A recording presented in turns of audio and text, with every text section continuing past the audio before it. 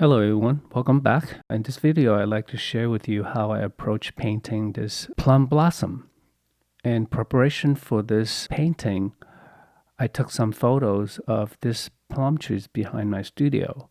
It is actually a very overwhelming with all that flowers. It's just difficult to decide on how to even begin with this painting. As you can see from the reference photo, I took some close-up shots, some medium shot, and some long shots.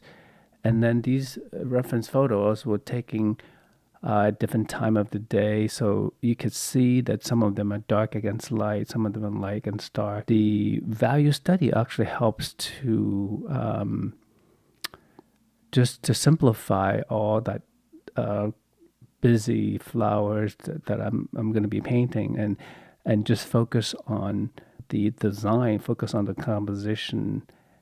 I also prepare a simple drawing with some masking fluid cover, so that way I don't have to worry about leaving the white and just stay focused on the painting. So let's get started. I start out mixing a ultramarine blue, a little bit of cerulean blue, and I like to keep this a very limited palette, just mostly blue and yellow orange. And I will start out with a gradual wash of the background. Since I have the color, since I have the masking fluid for the background, I don't worry about it. I just wash over it. And then I move around to kind of get the pigment just to move around to instead of getting stuck with like with all the paint stuck to one area. I move around so I could get the pigments to move around evenly. And then so this way, if I'm not if I don't have the masking fluid, I typically don't worry about that. I don't need to do this process. And then so this way, it's the wash will be a little bit more gradual. And then I clean up the edges so that way it doesn't have the background. So where you could have like cauliflowers, and so these are just some of the things to help you to maintain a more gradual wash. So once the paint starts to settle, I typically don't do anything about it unless if I want to add some texture. This is the time for me to either spray some water or create some kind of wet or spray to give it some interesting textures. Or some people use salt to kind of create that snowflake effects. So and I'm not really interested in doing that. So mostly I'm using a brush to pick up some of the distant flower petals that I want to include in the distant. But again, this is a very a light tone, especially at this stage. It's very light, so chances are once this thing dries, you will be barely able to see those marks that I'm working on. But I think it's important to, at this point, just to allow taking advantage of the wash before it dries completely. And then I'm starting to use mixing a darker version of the background. Use mostly cool color, mostly. I believe that's a Payne's gray, and then just keeping the values in the midtone range, and also keeping in the cool family. And I don't want this to be a super colorful painting. I'm more interested in trying to keep this as a somewhat limited palette, and I'm mixing a mid-tone values for the backgrounds, and this is before the first wash is actually dried completely. And then I also speed up this process for about, I think, 200%. And you can see some of the variations with the tone that I'm putting down. The distant sections, it's actually a little bit more cooler. And then the color is still not very strong, but then as it comes closer to us, you can see it's getting warmer and slightly darker. So this is how I want to control the limited palettes. And I believe at this point the first wash starts to dry, and you could see some of the texture of those petals that I was working with while it was wet. You could still see it a little bit. And then when I'm putting down these my mid-tone, I also try to keep it really simple. And I do have the value study that I did earlier just to kind of help me to put down these shapes. And I'm not really too concerned about the exactness of those flowers, and rather I'm more interested in the overall design and making sure I follow the value study that I started. And then I typically don't use my reference photo at this point because it can be an overwhelming experience. Just try to match all that a flower with just try to match that all together. So rather than doing the using the photo, I rely mostly on my value study. And then I'm mixing a more even warmer version of the foreground, and you can see I'm sticking mostly to the pinkish, the reddish, the magenta. So this is the slightly darker midtone, and this will be a lot closer to us, and therefore you can see it's actually a little bit darker than some of the wash that I put down earlier, because I want this to look similar to it will be in the kind of the shadow part of it, and therefore it's much darker and warmer. But the overall design or the color is still kind of towards a limited palette, and you don't see a lot of strong saturated color. And at this point, I'm beginning to lock down the tiny branches, and these are the smaller shape, and the most likely the darkest dark in this composition. And so because I have all that big shapes locked down already, so it's not, so I'm just trying to bring out the shapes and decide on where to put these dark branches.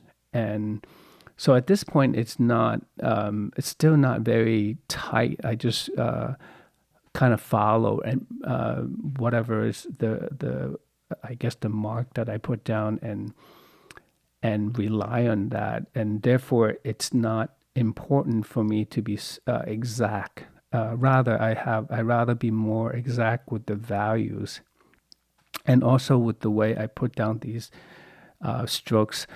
Again, I like that kind of calligraphic look and feel of it, so I don't want to kind of linger. I kind of put down these strokes quickly, so it feels a lot more spontaneous.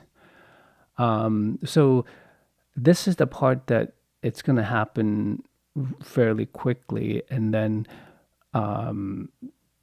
once I consider this blocking stage is complete, then I lift out the masking fluid that I put down earlier. And this is that stage where you're beginning to see some of the,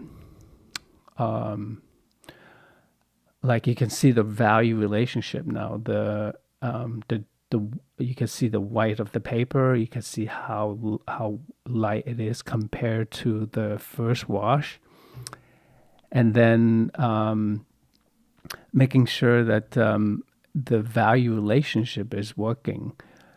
And at this point, it's whatever I put down initially. I'm kind of stuck with it.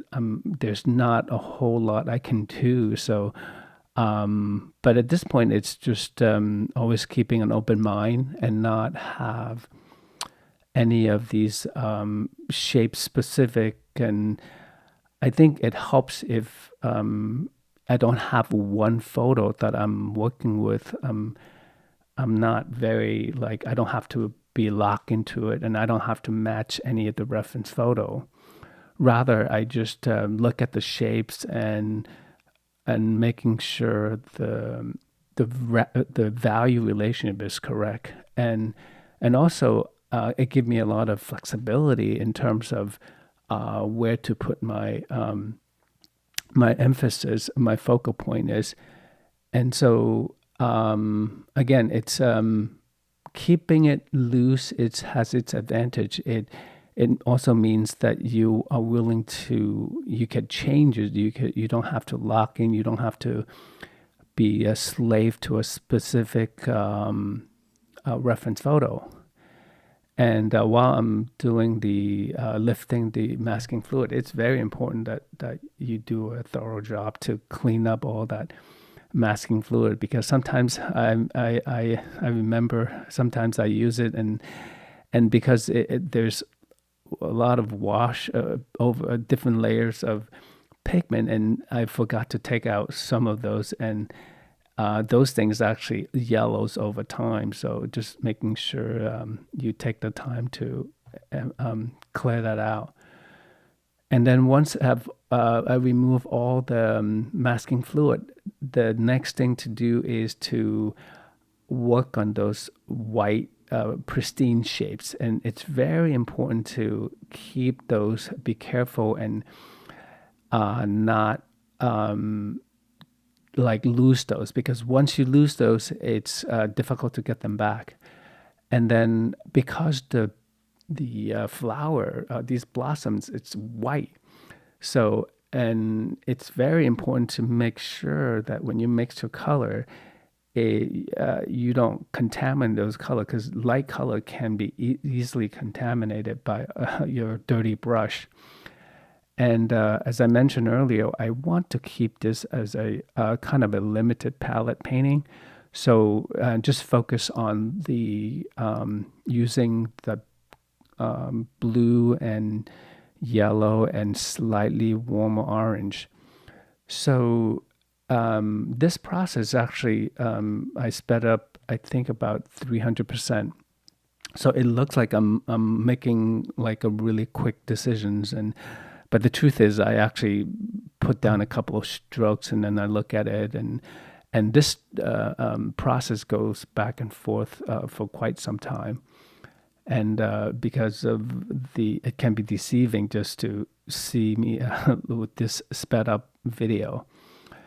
And then, so it's just really between refining those existing masked out shapes, and they just either darken those or start to put some color in them and break up those small shapes into even smaller shapes.